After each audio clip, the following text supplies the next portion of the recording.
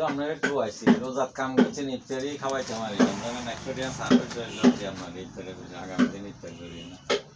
আমার পক্ষ থেকে আর খাতায় ওই হিসেব করে দেখছি আপনি আল্লাহ সালের 20 তারিখের মধ্যে আমি রাখি দেবো না তাহলে তো অসুবিধা নেই দিলে বাবা এই তারিখে দিলে আজ তো 27 তারিখ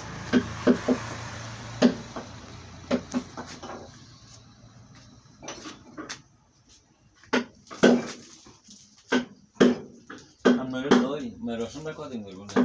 2 দিন